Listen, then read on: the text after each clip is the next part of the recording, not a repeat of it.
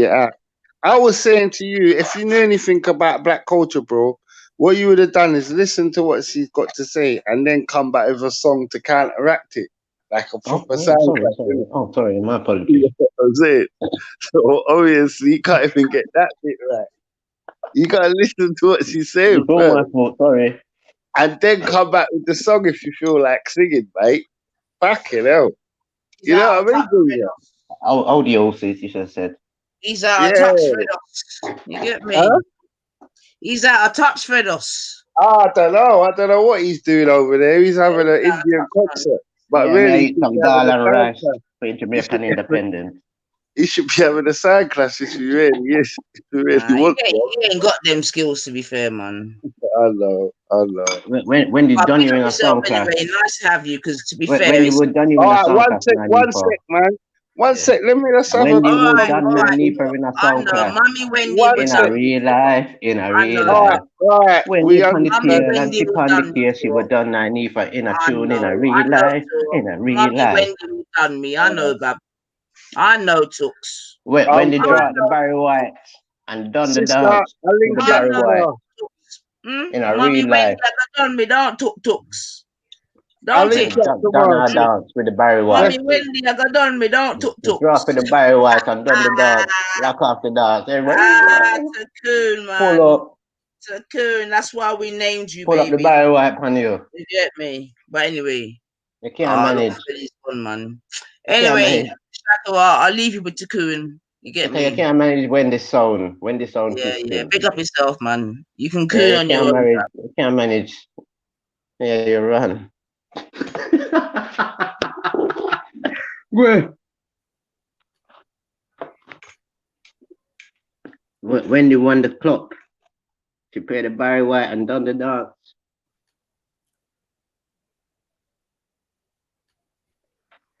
Yeah, so Shaka, we have to be honest in our real life. And the West Indies have enough different type of people there. That's why it's a one out of many people. And we have to look and analyze and scrutinize and understand.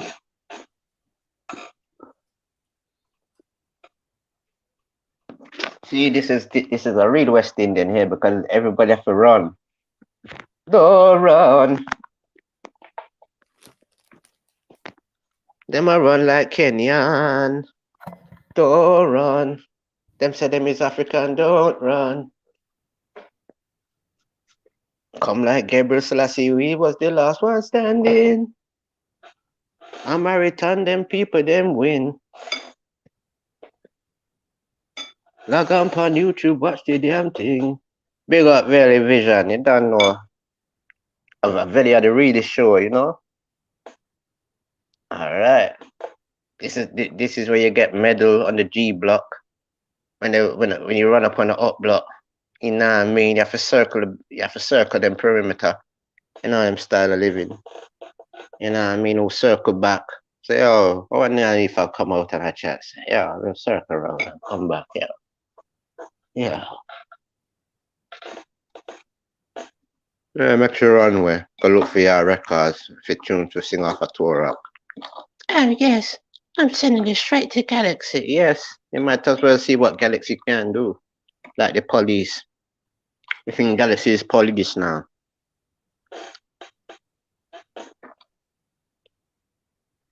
I tell you what, they will tell you stick a pin in it.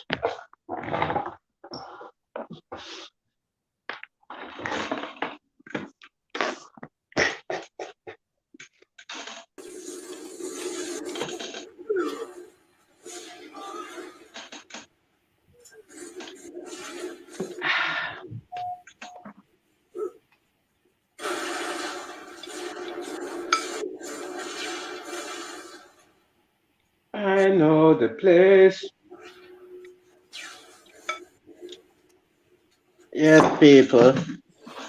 People, there. Them say them claim they love the West Indies. Me no Goofy, me no Mickey. Why them a take the Mickey?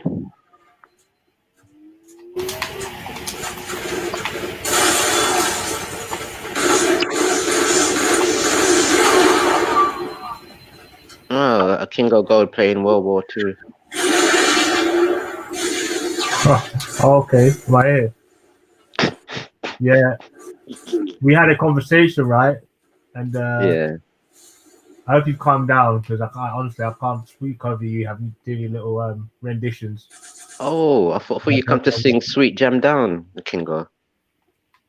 What? Sweet Hot Down? I thought you come to sing "Sweet Jam Down." Love the Aki and the Bananas and "Sweet Jam Down." Nah, I don't engage in anything there. You know what I mean? Oh, you ain't African enough, aren't you?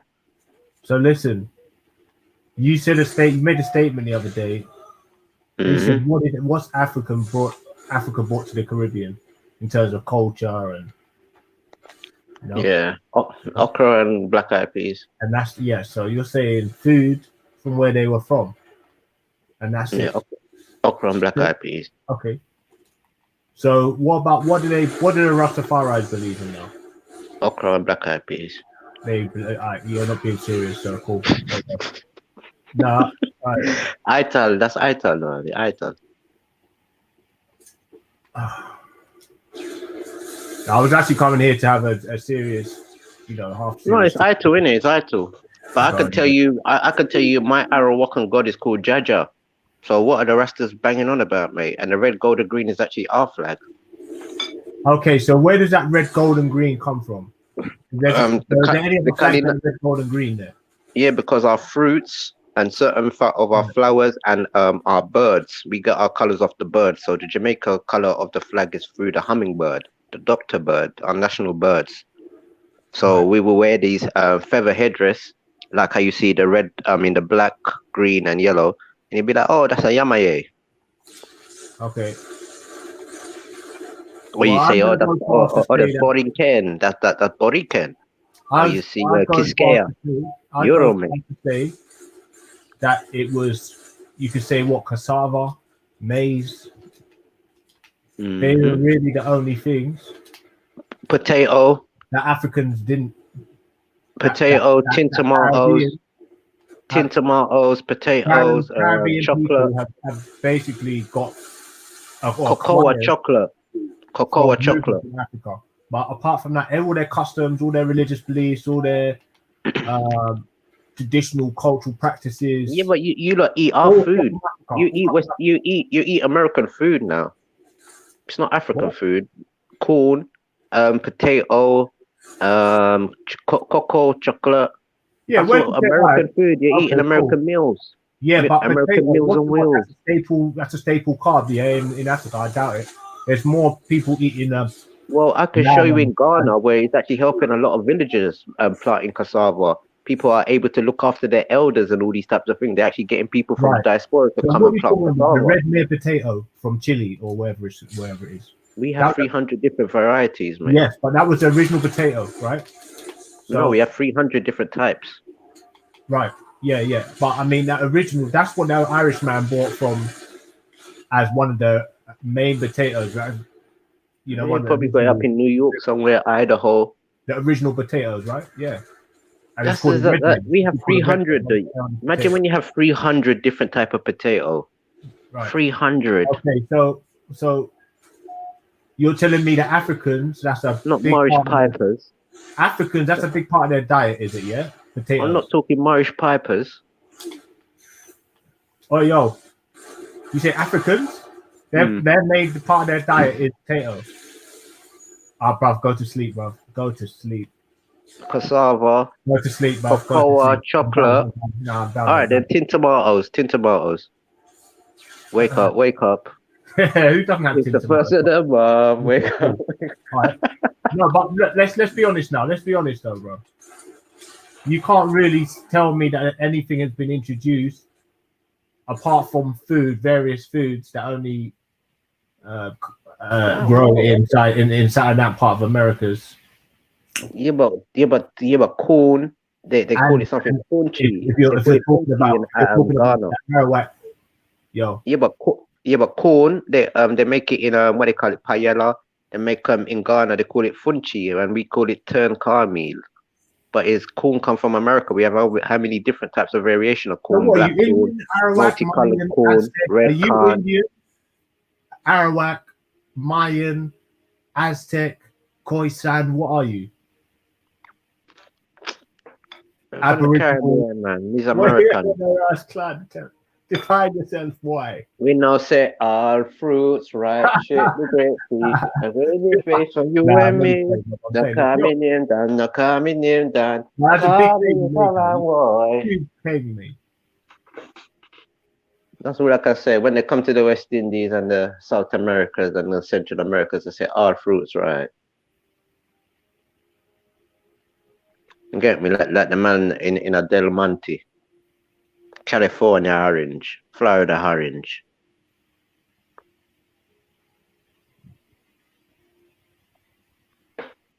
Okay. Right. So it's black eyed peas, melon. They bring melon as well. Have you ever contemplated putting a red spot on your forehead? What, like the Egyptians with a snake? No, a red spot, bro. Like dousing, like not taking a piss, but I'm saying like a Hindu. Maybe Because that it's pretty close to what you believe that you descend from, isn't it? People like that. Yeah. Will you put a Wizkid or a Davido CD on your bottom lip? But you reckon the Asiatic black man? You reckon the Asiatic black man? Asian time ago was wearing a red spot on his head. Yo.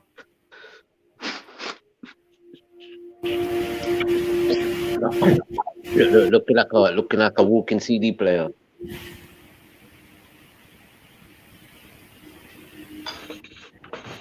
All right, so we decided, we figured out what who Bess is, right? Bess with the tongue out. Oh yeah. That's where the Asians got that concept from, right? You sure? Well, clearly, yeah. So what about the Turkish people as well? Down out here, blood. You just got ended in one fact, boy. Well, tell me this then. Yeah. So it can't be West Africans, because most West Africans they're not milk drinkers. Well, the nomadic people are. You've seen how they bring. Yeah, well, that's what I'm trying to show you. You have to look at things through all the scopes, through genetics. There's various methods in order to encourage high yields. Yeah, because these people are milk drinking people.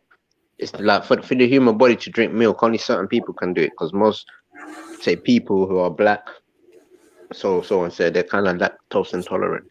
They're not supposed to drink milk and all them type of thing. Yeah, yeah. Because their body hasn't really catched up to that genetics where it's able to deal with milk like that, or will depend on milk like that, like a baby calf. Yeah, yeah.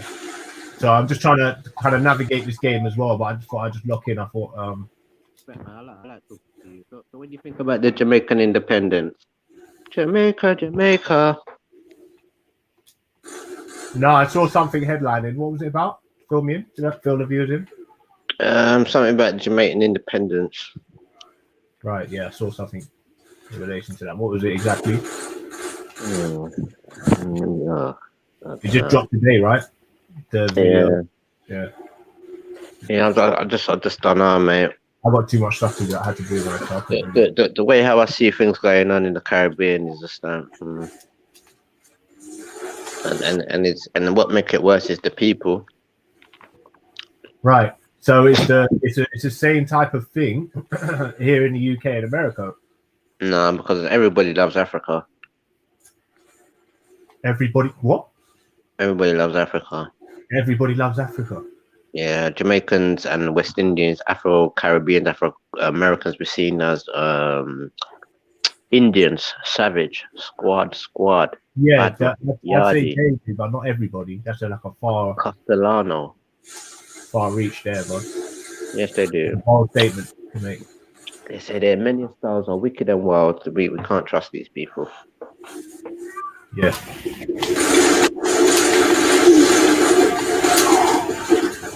Right.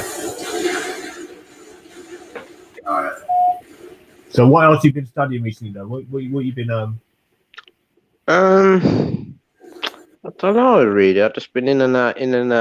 expanding your horizon with? Yeah, I don't know, man. I've just been on a.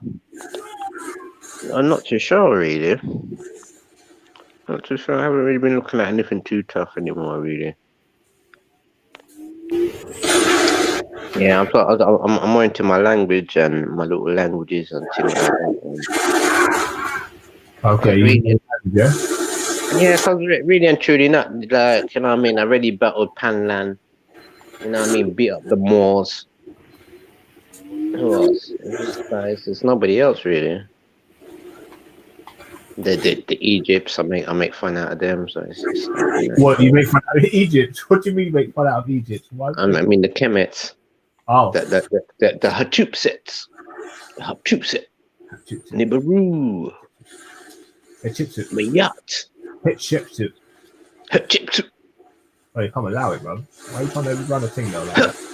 There's no respect. The power of Hatshepsut. Hatshepsut. Yeah. That depends on what dynasty was that from. Like a real dynasty. I know. Is it like the 6th dynasty? Or the 4th or 6th dynasty in terms of light up? Can you hear me?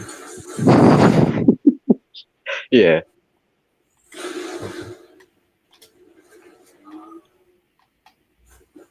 Hatshepsut. Nibiru. Nibiru, speak to me. Cyrus, give me your strength. Nibiru. What's happening today, though? What's coming on?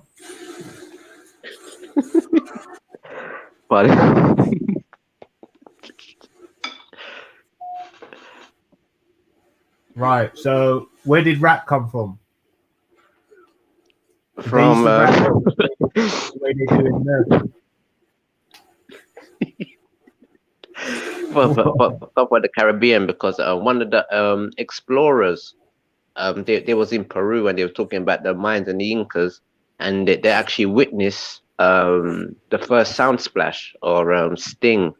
They said they saw a man and another man DJing or speaking poetry, and it went on from daytime into nighttime, then into nighttime to daytime. So they're obviously describing sting, and it sounds like this one man was battling for hours, like poetry, rhymes.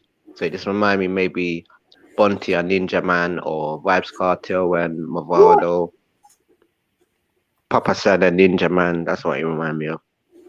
Big up AO. Right. Yeah, man. And it's well documented. Like the man was saying these mans were DJing, doing poetry.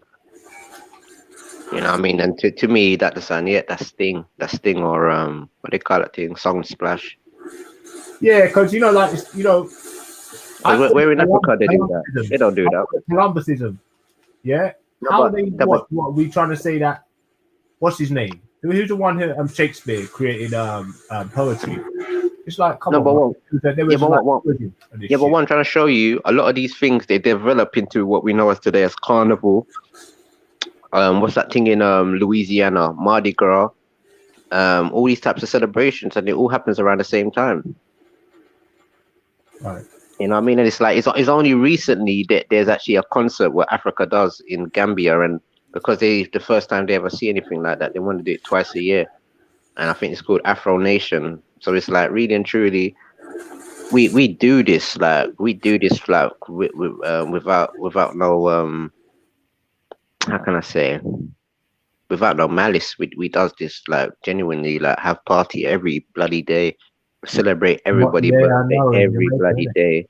And this is probably how the Mayans and the Incas dead out. We probably drink too much, and you know what I mean, and we live a You're starting to piece it together now. yeah, because imagine this, yeah. The Mayans used to make a drink out of cassava, and they used to make a type of rum.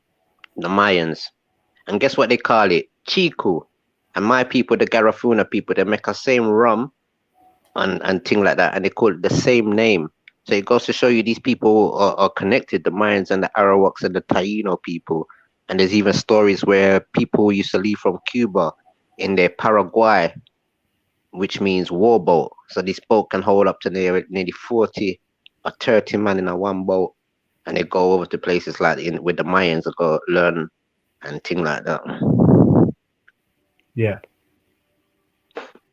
Yeah. Right. So so you're saying that the Arawaks are kind of differentiated themselves from the native Taino, right? You're saying No, it's just a group of us that are in certain places, like in Antigua, Bermuda. That was the first place where Columbus landed. yeah, but they're a Taino type of people, though, the Arawak. Yeah, we all speak Arawak. We all speak Arawak, but those ones were called Lucayans. And in certain places you have things called Sibuni, and this is where I think maybe What's the region? Greater Antilles, basically like Antigua or Montserrat. They will have like a different type of people, and then we call like Sibunis, Turks and Caicos, and them types of places. They will call them Sibunis, and I think maybe that's where the name Sambo come from the word Sibuni or Cebu or Sibon. Yeah. Because even if you look up in ThinkBob, it shows you say something, and somebody of mixed heritage or American heritage or something. And it's funny that the Gollywogs or that the Sambo book, what was back in the day, it got changed into the 10 Little Indian Boys. You dig? And what did that represent? What I'm trying to say, they're not calling them African boys because they use the N word, but they decide to call them Indian. And Indian just could mean savage, wild. Does it actually pertains to any type of phenotype?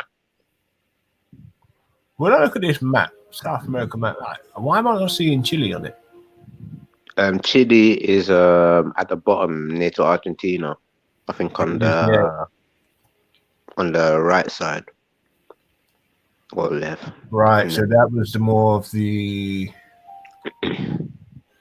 I would say that on them outer regions, there was more of the Taino blood, right? We all come out of the same place. there's like Guyana, but Guyana's supposed to be our birthplace. A lot of these tribes, they've got skin tone. So the more the African people, and a lot of obviously, I think a lot of Angolans as well went to Brazil. Type in Makuku tribe. A lot of the black Indians, right, are the blacks, and then that mixed with the Tainos in Brazil. They were like the darker groups. Yeah, like the Tupis. Yeah. Tupi Nimba. Right. But this one try to show people like Brazil, Guyana, Colombia, Venezuela. From the Aztecs on, they were light skinned. No, because a lot of these people mixed in with the Europeans as well. We have to acknowledge, and like they brought like poor like white people, and there was a lot of crypto Jews that mixed in with the people as well. Yeah, but like, as I say, from the time the Aztecs were around, that was after the Mayans. They've always been around simultaneously, really, like around the different times. They're just different offshoots of each other. I think empires came to power at different times. Like the Mayan Empire was way strong before the Aztecs. It's just different areas. Like the Aztecas and them, like they're mostly more up in Mexico and more upwards in, you know what I mean? Like the Mayans are just basically been right central and either up or down. And they spread it outwards as well, because they show you that there was even rubber trees found in the Caribbean, and rubber balls, and those trees came from out of Mexico.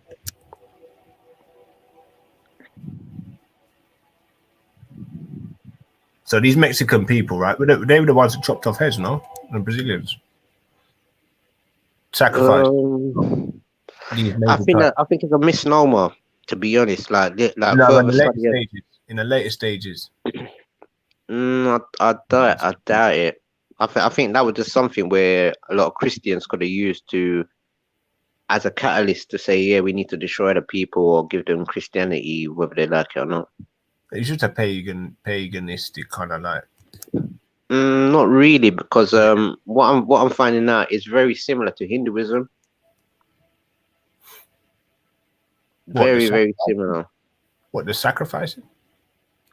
Just their gods, and some of the stories of their gods and stuff, things like that is just overly. Even the way It's Oriental Indian kind of a mixture from what I can see. it's like a Polynesian mix, if you know what I mean, and like Indian Ocean or Indonesia. Then later on, you get other people that came through Bering Strait. Right. So, do you know any sort of like historical battles that took place between the Europeans and these sort of Taino people, these Indians? I think he's on his second voyage back. What's the leader? Any leaders' names? Any memorable names? There's a book you can was very good on that. It's called The Destruction of the Indies. Maybe something de la Costa, something de la Casas, or some wooden type of. I forgot the names, but there's a few names, but like it all talks about it in like a book called The Destruction of the Indies. Yeah, and there are also other books like. I think that was just a melting pot between Chinese or Mongolian Chinese. Literally the whole world is well. Indian. I'm talking Indian mix as well. So the Indians mix with blacks as well. No, but the thing what we have to acknowledge, if the Aboriginal Australians were the first ones there, there's literally everybody from the world in the Americas or have attachment to people from all around the world. And that's weird, isn't it? There's people that's never left it, but they come there for all different parts of the world, and the next generation afterwards, they have all of this DNA from all around the different parts of the world. Yep. Right. And the closer you are to the city, would most likely be the more educated you was, and probably just more militantly sort of based. I don't know, thinking, because you can't, you know, if you're going to be going out and migrating, you can't really have a strong base. If you're having a lot of them have gone deep into the forests and things like that. It's almost like a nomadic type of thing, you know. It's like it's not. I'm not trying to call it a nomadic life because I don't really know, because if you want to say honest, originals are nomadic, I mean, what do you call it? Indigenous. They come from somewhere and they've mixed. So, and they were originally African. So, regardless if they haven't come from somewhere and they are indigenous, them Aboriginals don't look like. Are you saying they don't look like how their ancestors looked? I'd say in the last 5 years. So would you say the Aboriginal Australians are Khoisan?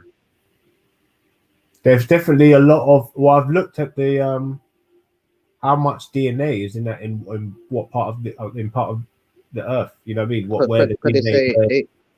They said that Khoisan are supposed to be the oldest people in Africa.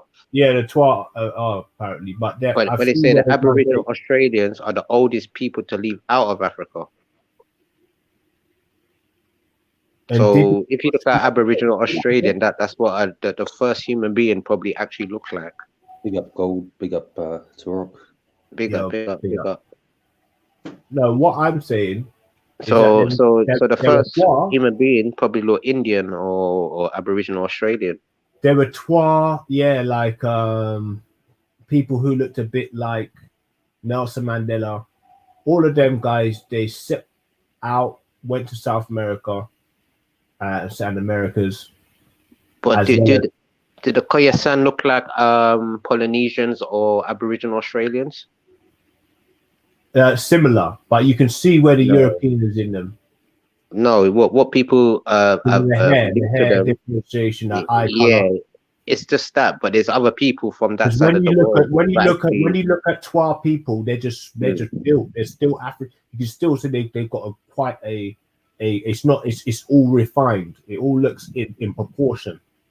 Whereas you see these you're talking about Aboriginals, they're less proportionate, so you can see there's admix. True.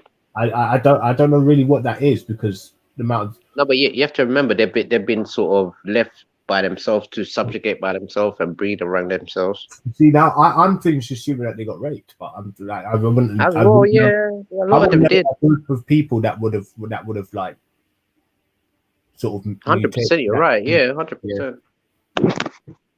And then it goes back to, I think people were talking about how the people, these raiders, we want to call them, always do pictures of like these people or something. I think Maki was saying about how they draw pictures of they used to draw pictures of the Twa woman and a big butt and shit, and so that was there was lusting for the woman, for the black woman from them. But I mean, the Twa woman, they're quite, and the man, that the body is still phenotypically, what I can say is quite common body type for Africans. But it's just obviously it was just a short proportion, smaller proportions, and you see a lot of that in the Mapuche tribe in Chile. You see a lot of them are short, so they had a lot of. They must have settled in there like. I don't know the significance of Chile, but obviously anywhere they've gone, it's usually to one of the main sort of ruling parts of the continent. So, for example, they went to Japan.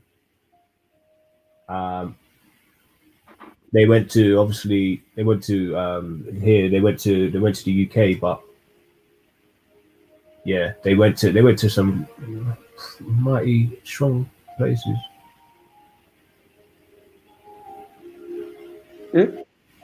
They went to some strong places, but I don't think there was anybody established enough to really fight them off when they came in, because they didn't really come with a knife and gun. They just came with goods in it and medicine and whatnot. What they done is pre that what happened. Then Columbus went back and told the people, "Oh, look, the people them are docile. They're this, they're that, they're this, they're that." But it obviously shows you that the people they're harmonious people. You know what I mean? They're not really too bad mind, and it's like it's over the years now that they would tell you that the Native American people or the communities are very racist. Right. Yeah, big up, lovely guy. I just see you there, man. Come in. Yeah, big up everyone. No, I'm lying down playing some computer, so I just thought I'd just lock in. Oh, cool, man. Yeah, I'm just quickly looking up some information for a friend, but I'll be in 1 second. Give me a second. I'm just on the computer. I'm trying to find this information. Sorry, guys. I'll be in a second. Yeah, man. So Aboriginal Australians are the first people to leave Africa, so they are the first African. Would you agree with that? I would say the amount of different places you see these people that you say they're the oldest. Do you actually look at Aboriginal Australians as African, to be honest? Yeah, of course. Bloody, these a lot. Well, what you say, Aboriginal. So you got to stop saying it, because they're original. Aboriginal is just like an offshoot of these Twa or Baka people, whatever you call them. Yeah, but why do you look at them as African? What do you mean, why do I look at them as African? Because they're African. They come from Congo, bruv. Congo is African now. You know Congo. When you see the predominance of where they are from, how long have they where they inhabit is Congo, Cameroon. Yeah, but how many centuries, how many years have they seen the Congo? How many years have they seen the Congo? Yeah. I'm sorry. How many years have they left the Congo? Oh, stretching back way before Egypt was formed.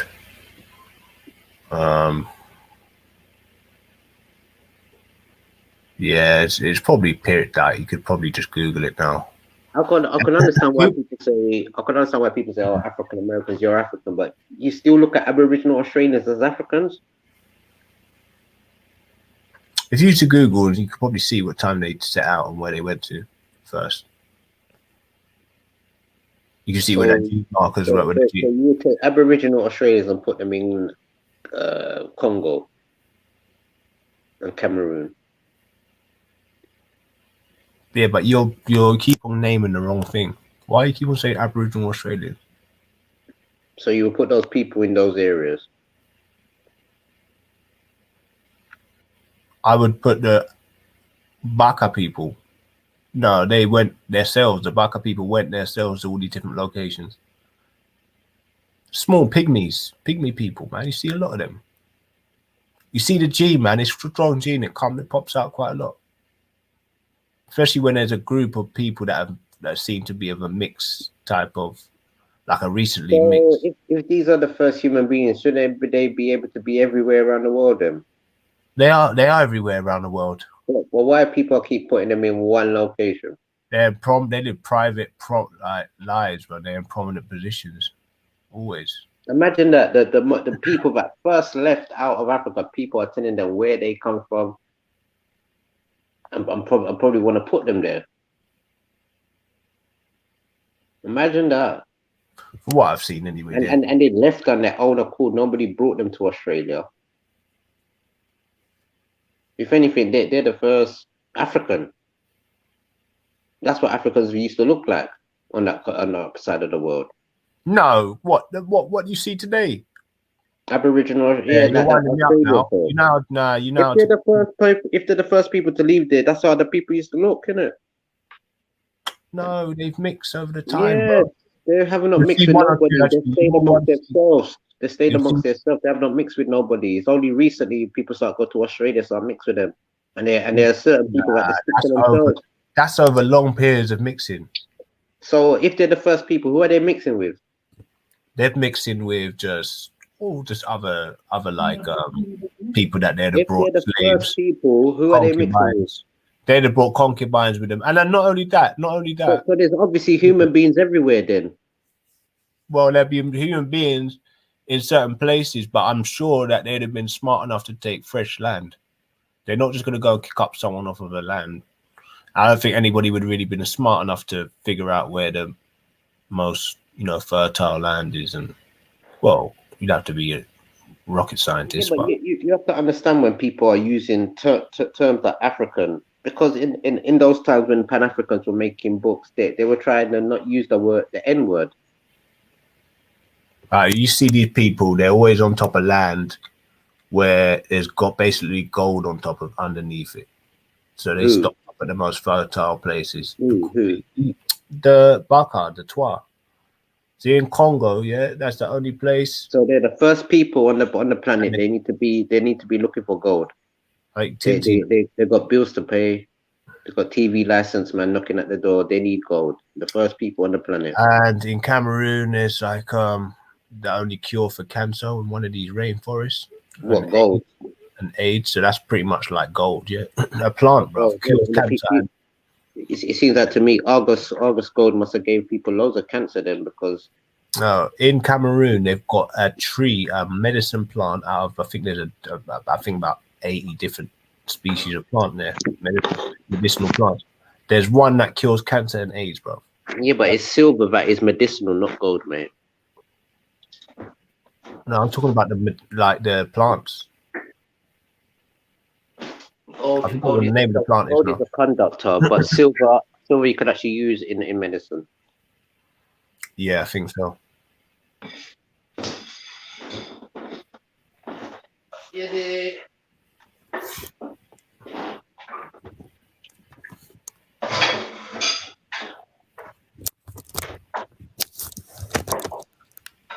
Yo, big up everybody, man. Everybody enjoying their evening. Now, I mean, are you up to scratch? Are you up to date? So, what do you say the West Africans came from the Middle East into the West Africa? Who's that, mate? Hey? What do you say, brother? What do you say? The West Africans, what we know of today, they migrated there from the Middle East to the West Africa.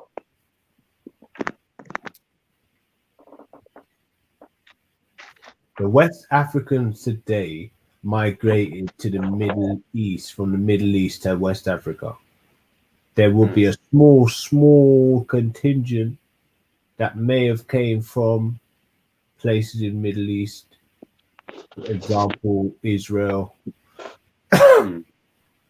right? But that was only a small contingent, and the small contingent that came through, I would say, got prominent positions, and the bloodline is still obviously still there, and he's given himself away, which is a leader of the revolutionary group now called Biafra, and he's Mandy Kanu. He wears a cap. If you clock him, he wears he's Jewish. He wears I like him. He's a good man. So what that's saying is that he's part of that bloodline of the people that has come from that region.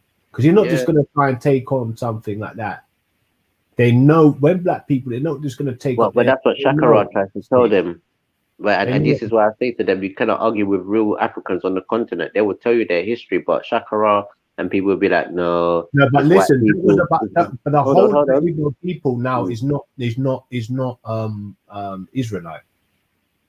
I'm just saying, a lot of them will come there and try to say, oh, it's white people that told you that. You're not. But the African people there, they tell you themselves, if you know what I mean. I can't see there's one white man telling everybody, oh, yes, they came from Israel, forcing them that, yeah, and they all understand this white man, yeah. No, you can tell these are something where it's oral history, oral tradition, and even some of these old names of the ancestors, they even go back into the Bible and all these types of things, like Akan, Eri, and all these types of names, and Obi, all the Obadiahs and the Obis and all them, they go right back into the Bible. Some of these are the real descendants, but actually are some of them, not all of them. You know, if you really open your eyes and look at Africa, you see the whole world customs and culture in about 2 or 3 tribes. In Nigeria, you'll see all the customs. So you imagine how vast it is if there's 300 different ethnicities in Nigeria.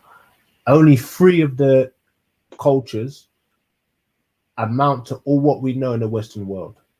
And the Igbo culture is one of them. Because I keep telling people, and the Bible personally is debatable for me.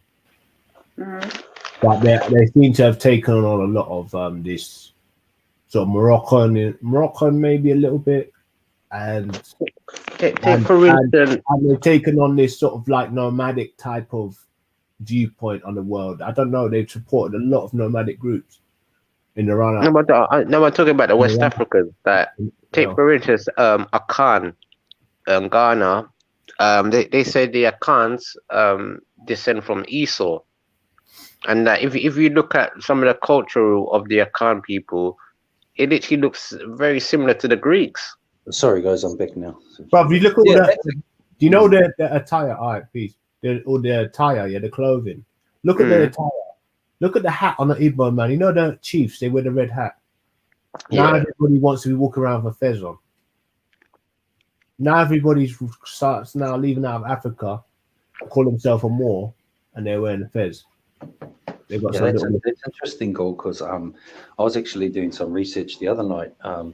What you were talking about, and I realised that there's a good chance that the Romans are Turkish. They are. They're like Arabs, but Christian Arabs. The Romans they're like Christian North Africans. Well, look at the equator. Let me tell you something now. Look at the equator. The equator says Spanish, Italian, Greek, Turk, Syrian, or maybe even questionably sort of West Asia. They're all Arab mixed and from that bloodline. They all got a nose. They all got that sort of That's it. That was the thing, King Gold. That's where you've hit it. You've hit it right there. Because if you go to India and you go to up in those regions, and then you come down through Asia Minor or like through the area, it's the nose and the ears are exactly the same. See the nose, and they got big kind of Exactly big, the same. a little bit All bigger. the way around, right around up through. A lot of Indian people, they have white babies. A lot of Like if Pakistani. you look at a French person, you look like a albino Asian or Sikh. But I just thought I just thought it was interesting because the Celts.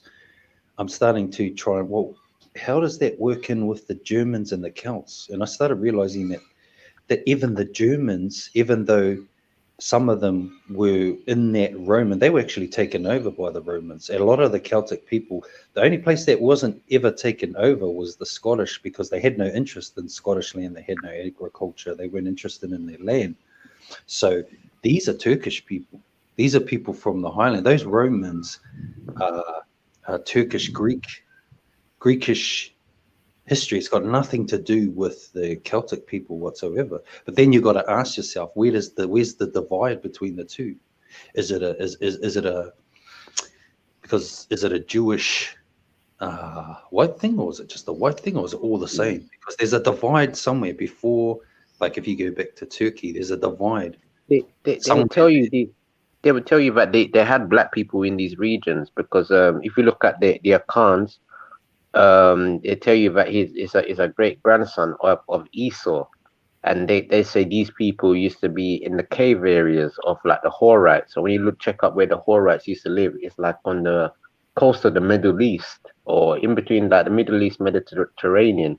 And if you look how their kingship is, their dress attire, a lot of the different things, you can tell that it looks very Mediterranean or Greek.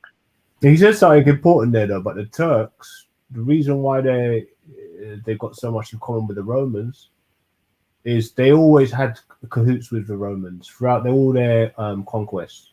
No, I'm saying, Gold, that they are the original Romans. What I would say is that they the Akans are not Israelites, Chemo. They're not Israelites. Look in the Bible and to type up Akan, and you will find out. The Gar, yeah, maybe the Gar, but the Akan, no. Even they would tell you these things. They would tell you these things.